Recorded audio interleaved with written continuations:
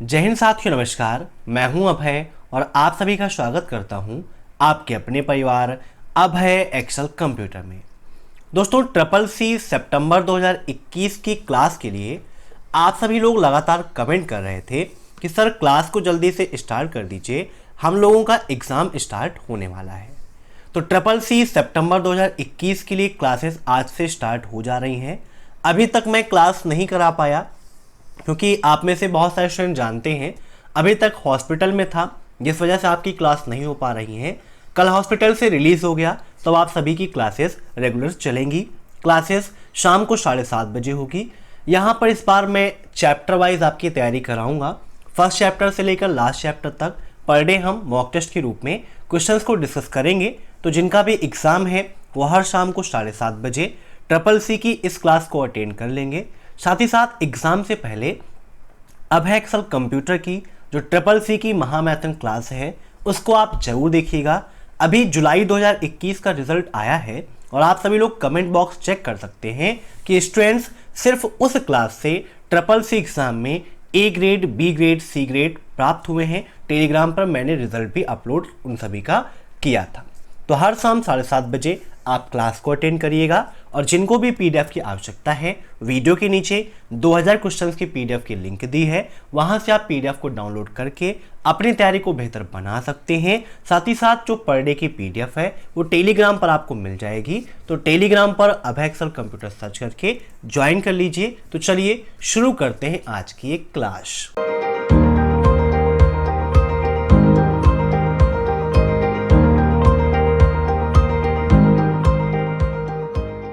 दोस्तों, पहला क्वेश्चन है आपका ENIAC स्टैंड फॉर। ENIAC का फुल फॉर्म क्या है? Electronic numerical interpreter and computer, electronic numerical isolator and computer, electronic numerical integrator and coder, या फिर electronic numerical integrated and computer. इन सभी क्वेश्चंस को आप सभी मॉक टेस्ट के रूप में लेते रहिए और कमेंट बॉक्स में आंसर्स देते रहिए। वीडियो के लास्ट में आप जरूर बताइएगा कि आपके कितने क्वेश्चन सही हुए हैं। जब triple C complete course in Hindi की जो प्लेलिस्ट मैंने बनाई है, सिलेबस कंप्लीट कराया था, तो इन सभी के बारे में आपको एक्सप्लेन करके समझाया था कि ENIAC क्या है, मार्क फर्स्ट क्या है। ये सब आपके लिए काफ़ी इम्पॉर्टेंट है। ENIAC क्या है आप सभी जानते हैं कि पहला डिजिटल कंप्यूटर था जिसमें वैक्यूम ट्यूब का प्रयोग होता था। कब डेवलप हुआ? तो ENIAC को 1946 में डेवलप किया गया था। कब? 1946 में ENIAC का आविष्कार हुआ।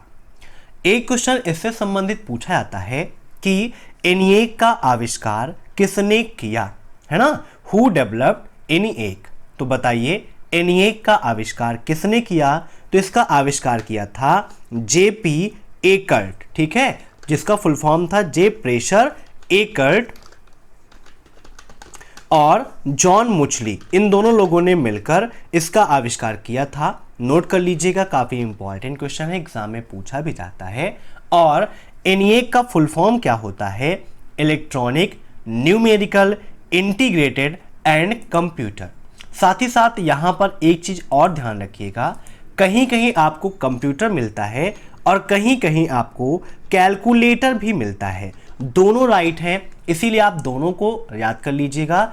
ENIAC का full form electronic numerical integrator and computer या कैलकुलेटर, ठीक है, समझ गए? तो 3 क्वेश्चन यहां से आपके तैयार हुए। कौन कौन से? फुल फॉर्म, कब डेवलप हुआ, किसने डेवलप किया, और पहला डिजिटल कंप्यूटर कौन सा था? तो ENIAC है। 4 तैयार हो गए। अब देखते हैं हम नेक्स्ट क्वेश्चन। फॉर्ट्रॉन एक है। फॉर्ट्रॉन क्या है? मशीनी लैंग्वेज है, असेंबली लैंग्वेज है, सेकेंड जनरेशन लैंग्वेज है, या हाई लेवल लैंग्वेज है? काफ़ी इंपॉर्टेंट है, फॉर्ट्रॉन एग्जाम में काफ़ी पूछा जाता है। तो इसका राइट आंसर हो जाएगा क्या? Option D, high level language. Language कितने प्रकार की होती हैं? तो यहाँ पर देखिए, एक होती है हाई लेवल, एक होती है लो लेवल। कभी कभी ट्रिपल सी एग्जाम में ये पूछ लेता है कि निम्न में से कौन सी लैंग्वेज का एक प्रकार नहीं है, जहां पर ऑप्शन होगा low level, middle level, high level. तो जो निम्न स्तरीय है उच्च स्तरीय है वो तो होती है, लेकिन कोई भी मध्य स्तरीय लैंग्वेज नहीं होती है, इसीलिए आपको उसको माइंड में बिल्कुल भी नहीं रखना है। अब नेक्स्ट, निम्न में से कौन सा विकल्प 4 बिट्स के संयोजन का एक वैकल्पिक नाम है? जब हिंदी पढ़ोगे तो ऐसी ही शुद्ध हिंदी आपको बाकायदे मिलेगी, ट्रिपल सी एग्जाम में पूछा जाता है, इसीलिए हिंदी और इंग्लिश दोनों में मैंने लिखा है ताकि किसी भी स्टूडेंट को कोई भी दिक्कत ना हो। तो यहां पर सीधा सा क्वेश्चन है कि 4 बिट किसके बराबर होता है? तो बताइए, बिट के, निबल के, बाइट के या फिर डिजिट के? काफी इंपॉर्टेंट है, इसका क्या होगा राइट आंसर? तो 4 बिट के संयोजन को हम जानते हैं निबल के नाम से, ऑप्शन बी इज राइट। ठीक है, एक निबल इक्वल टू 4 बिट होते हैं, ये हमेशा याद रखिएगा। एक बिट में एक बिट ही होते हैं। एक बाइट में कितना होता है? तो एक बाइट में 8 बिट होते हैं, ये भी आप याद रखिएगा। कभी कभी बिट का फुल फॉर्म भी पूछ लेता है, तो इसको भी आपको याद रखना है, बाइनरी डिजिट उसे हम कहते हैं। अब नेक्स्ट, चार्ल्स बेबेज को यह भी कहा जाता है father of computer, father of transistor, father of world wide web या फादर ऑफ इंटरनेट। कभी कभी ट्रिपल सी में सिंपल क्वेश्चन भी पूछ ले जाते हैं। तो आप सभी जानते हैं कि चार्ल्स बेबेज कौन है, और जिसने कभी कंप्यूटर नहीं पढ़ा उसे नहीं पता है कि चार्ल्स बेबेज कौन है, तो इनको फादर ऑफ कंप्यूटर कहा जाता है। क्या कहा जाता है? Father of computer. अब यहां पर बात हुई है www की, तो बताइए, वर्ल्ड वाइड वेब दिया गया है, तो कभी कभी एग्जाम में पूछ लेता है कि www का फुल फॉर्म क्या होता है? तो वर्ल्ड वाइड वेब होता है। और वर्ल्ड वाइड वेब की खोज किसने की? ये क्वेश्चन भी आपके एग्जाम में काफी बार पूछता है, काफी इंपॉर्टेंट है। साथ ही साथ फादर ऑफ इंटरनेट किसे कहा जाता है? ये भी क्वेश्चन आपसे पूछा जाता है। तो इन सभी को बताइए कि father of internet, father of www कौन है? www का मतलब वर्ल्ड वाइड वेब, जिसे हम पहला वेब ब्राउज़र भी कहते हैं, और इसके फादर हैं टिम बर्नर्स-ली। कौन है? टिम बर्नर्स-ली हैं। किसके? www के। ऐसे ही आपसे पूछता है कि इंटरनेट के फादर कौन है? वैसे तो इंटरनेट पर किसी का मालिकाना हक नहीं है।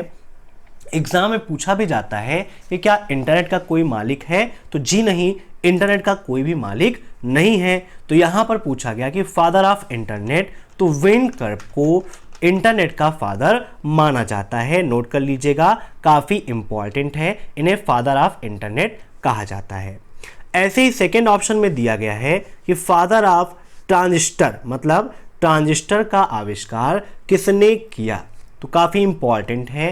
तो ट्रांजिस्टर को कई लोगों ने मिलकर किया था, जिसका राइट आंसर यहां पर विलियम शॉकले, SHOCKLEY है ना, ये मेन थे जिन्होंने ट्रांजिस्टर का आविष्कार किया। इसके अलावा जॉन बर्डिन और यहां पर वाल्टर हाउसर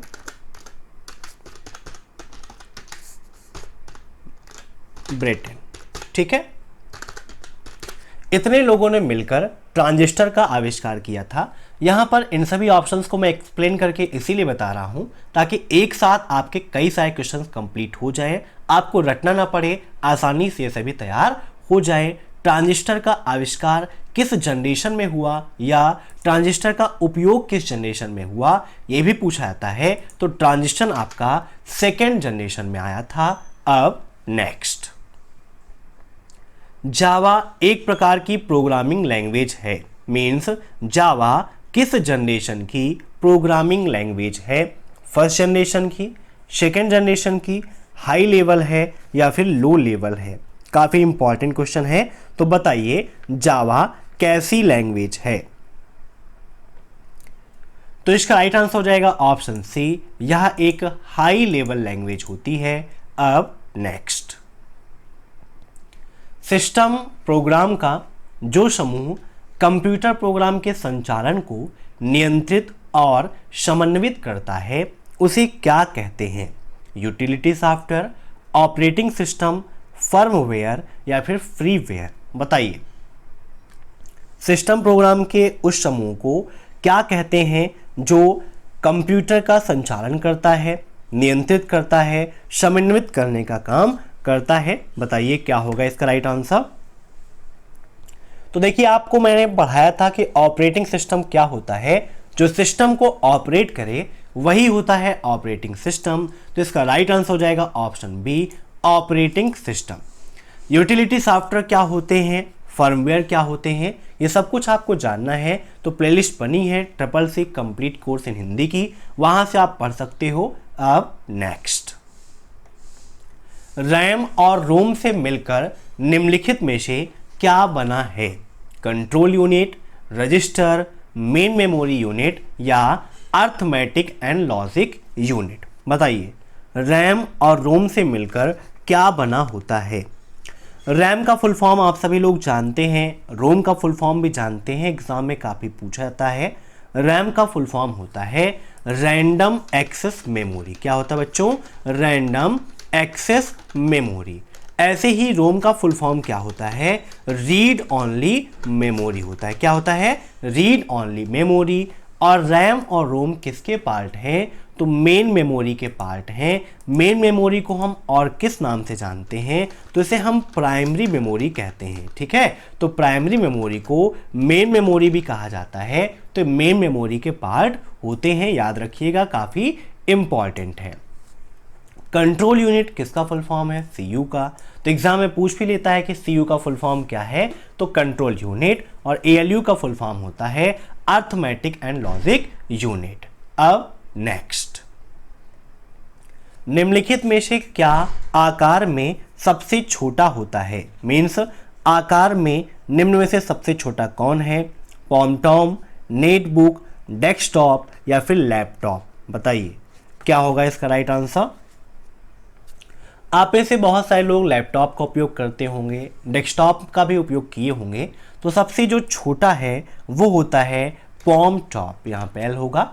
तो इसका राइट आंसर ऑप्शन फर्स्ट। अब नेक्स्ट, कंप्यूटर मॉनिटर द्वारा प्रदर्शित आउटपुट कहलाता है soft copy output, hard copy output, colour copy output या ड्राई कॉपी आउटपुट? आउटपुट कितने प्रकार के होते हैं? अगर आपको ये पता है तो आसानी से आप इसका आंसर दे सकते हो। तो आउटपुट आपके दो प्रकार के होते हैं, एक होता है सॉफ्ट कॉपी आउटपुट और दूसरा होता है hard copy output. Soft copy output वो होता है जिसमें आप आसानी से परिवर्तित कर सकते हैं, जिसमें आपको पेपर, इंक, इन सभी चीज़ों का खर्च नहीं पड़ता है। और हार्ड कॉपी आउटपुट वो होते हैं जो प्रिंटेड होते हैं, जिसमें पेपर और इंक का खर्च भी होता है और जिसमें परिवर्तन करना आसान नहीं है। तो मॉनिटर पे जो दिखता है, भाई यहाँ पर कोई चेंजिंग करनी है तो देखिए आसानी से मैं चेंजिंग कर ले रहा हूँ, लिखना है तो लिख भी दे रहा हूँ। लेकिन अगर कोई चीज़ प्रिंट हो गई तो उस पर हम चेंजिंग नहीं कर सकते हैं। तो इसका राइट आंसर क्या होगा? Soft copy output. Option first is right. अब नेक्स्ट, निम्नलिखित में से कौन सा पांचवी पीढ़ी की प्रोग्रामिंग भाषा का उदाहरण है? मीन्स 5th जनरेशन की प्रोग्रामिंग लैंग्वेज कौन सी है? बताइए, कोबोल, फॉर्ट्रन, जावा या फिर प्रोलॉग? तो पांचवी पीढ़ी की प्रोग्रामिंग भाषा का उदाहरण प्रोलॉग है। Option D is right. अब नेक्स्ट, निम्न में से आंतरिक मेमोरी कौन सी है? आंतरिक मेमोरी मतलब जो अंदर होती है, CD, hard disk, pen drive या फिर रैम? सीडी का फुल फॉर्म भी CCC एग्जाम में काफ़ी पूछा जाता है। तो इसका फुल फॉर्म होता है कॉम्पैक्ट डिस्क। क्या होता है? Compact disk. कभी कभी CCC में HDD का फुल फॉर्म पूछ लेता है। तो HDD का फुल फॉर्म होता है हार्ड डिस्क ड्राइव। क्या होता है? Hard disk drive. और पेन ड्राइव भी सेकेंडरी है, हार्ड डिस्क भी सेकेंडरी है, सीडी भी सेकेंडरी है। तो आंतरिक मेमोरी वही है जो प्राइमरी होती है, क्योंकि वो कंप्यूटर में CPU के अंदर पाई जाती है। तो इसका right answer option D, RAM होगा। अब नेक्स्ट, जब कंप्यूटर की पावर बंद हो जाती है तो रैम जाता है, मीन्स रैम में जो डेटा है वो क्या हो जाता है, इन्वर्टेड हो जाता है, इरेज हो जाता है, डबल्ड हो जाता है या स्टोर हो जाता है। यहाँ पर क्वेश्चन में थोड़ी सी मिस्टेक है। यहाँ पर क्वेश्चन ये होगा कि जब कंप्यूटर की पावर बंद हो जाती है तो रैम में संग्रहित डाटा हो जाता है। बताइए क्या हो जाता है। इन्वर्टेड का मतलब है उलट जाना, है ना, मतलब चेंज हो जाना, तो ऐसा तो कुछ है नहीं। एज मतलब मिट जाना, डबल मतलब दोगुना हो जाना और स्टोर्ड मतलब संग्रहित हो जाता है। तो रैम को क्या कहा जाता है, अस्थायी मेमोरी कहा जाता है। मीन्स पावर बंद होने के बाद इसका डाटा डिलीट हो जाता है, ऐसा माना जाता है। Option B is right. अब नेक्स्ट, निम्नलिखित में से कौन सा कथन गलत है। बताइए। कंट्रोल यूनिट एक प्रोसेसर के काम को निर्देशित करता है। सीपीयू की अपनी भंडारण इकाइयों होती हैं जिन्हें रजिस्टर कहते हैं। यहाँ पर मारण लिखा है, ये भंडारण होगा कि सीपीयू की अपनी स्टोरेज यूनिट होती हैं जिन्हें रजिस्टर कहा जाता है। या फिर रैम सीपीयू चिप का एक एकीकृत भाग होता है। या फिर ईपीरोम एक रीड और राइट मेमोरी है। तो यहाँ पर कहा गया है कि कौन गलत है। गलत आपको बताना है, सही आपको यहाँ पर नहीं बताना है। ठीक है, तो देखिए रैम क्या है आप सभी जानते हैं, मैंने आपको बताया ही। कंट्रोल यूनिट प्रोसेसर के काम को निर्देशित करता है। तो ये कथन भी सही है क्योंकि कंट्रोल यूनिट क्या करता है, नियंत्रित और समन्वित काम करता है। मीन समन्वित का मतलब या निर्देश करने का मतलब यही है कि आप किसी को मार्गदर्शित करते रहें कि आपको ऐसा काम करना है या इस प्रकार से आपको काम करना है, आपको रास्ते से नहीं भटकना है। इसलिए ये कथन भी आपका सही है। सीपीयू की अपनी स्टोरेज यूनिट होती है जिसे रजिस्टर कहते हैं, ये भी बिल्कुल आपका सही है। रैम सीपीयू चिप का एक एकीकृत भाग होता है, यह आपका गलत है। रैम किसका भाग है, मेमोरी का भाग है, और मेमोरी किसका पार्ट है, सीपीयू का। इसलिए डायरेक्टली हम ये नहीं कह सकते कि रैम सीपीयू चिप का एक इंटीग्रेटेड भाग होता है। तो ये कथन आपका गलत हो जाएगा। Option C is right. ठीक है, अब नेक्स्ट, किसी प्रोग्राम में त्रुटि हटाने को क्या कहा जाता है। बताइए।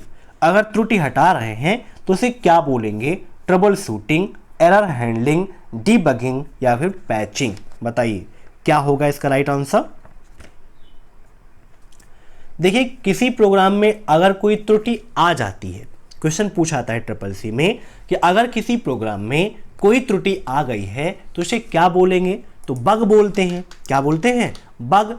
और त्रुटि को हटाना डीबग कहलाता है। ठीक है, अगर क्लासेस आपको पसंद आ रही हो तो लाइक करते जाइएगा, क्योंकि लाइक करने में आपका कोई नुकसान नहीं है, लेकिन हमारे लिए एक अलग सा मोटिवेशन होता है। अब नेक्स्ट, निम्नलिखित में से कौन एक ऑब्जेक्ट ओरिएंटेड लैंग्वेज नहीं है। काफ़ी इंपॉर्टेंट क्वेश्चन है, कई बार ट्रिपल सी एग्जाम में पूछा गया है। तो बताइए कौन सी ऑब्जेक्ट ओरिएंटेड लैंग्वेज नहीं है। सी, रूबी, VB.NET या C++। काफ़ी इंपॉर्टेंट क्वेश्चन है, बताइए क्या होगा इसका राइट आंसर। तो इसका राइट आंसर हो जाएगा ऑप्शन ए, सी। ये ऑब्जेक्ट ओरिएंटेड लैंग्वेज नहीं है। अब नेक्स्ट, कैश स्मृति का प्रयोग निम्नलिखित के बीच डाटा रित करने के लिए किया जाता है। डाटा रित नहीं, यहाँ पर डाटा अंतरित होगा कि मीन्स डाटा को ट्रांसफर करने के लिए किया जाता है। किसके बीच में, प्रोसेसर और इनपुट युक्ति के बीच में, मुख्य स्मृति और द्वितीयक स्मृति के बीच में, मीन्स मेमोरी में, मेन मेमोरी और सेकेंडरी मेमोरी के बीच में, प्रोसेसर और आउटपुट डिवाइस के रूप में, या मेन मेमोरी और प्रोसेसर के बीच में। बताइए कैश मेमोरी जो डाटा का ट्रांसफ़र है वो किसके बीच में करती है, क्या प्रोसेसर और इनपुट डिवाइस के बीच में होगा, या मेन मेमोरी और सेकेंडरी मेमोरी के बीच में होगा, या फिर प्रोसेसर आउटपुट डिवाइस के रूप में होगा, या मेन मेमोरी एंड प्रोसेसर के बीच में होगा। तो कैश मेमोरी जो है ये डाटा ट्रांसफ़र का काम मेन मेमोरी और प्रोसेसर के मध्य में करती है। Option D is right. दोस्तों ट्रिपल सी के मॉक टेस्ट के लिए आप विजिट कर लीजिएगा www.abhayexcel.com, जहां से आप ट्रिपल सी का मॉक टेस्ट दे सकते हैं और अपनी तैयारी को बेहतर बना सकते हैं। तो आज की क्लास में बस इतने ही क्वेश्चंस। आशा करता हूं कि आपको ये क्लास पसंद आई होगी। अगर वीडियो पसंद आया हो तो लाइक कर दीजिए, शेयर कर दीजिए और कमेंट बॉक्स में कमेंट करके अपना सुझाव जरूर दीजिएगा, क्योंकि ये परिवार आपका है, जिसको बढ़ाना, सजाना और संवारना भी आपकी ही जिम्मेदारी है। Thanks for watching my video. फिर मिलते हैं नेक्स्ट क्लास में सेकेंड चैप्टर के मोस्ट इंपॉर्टेंट क्वेश्चन के साथ। तब तक के लिए बाय।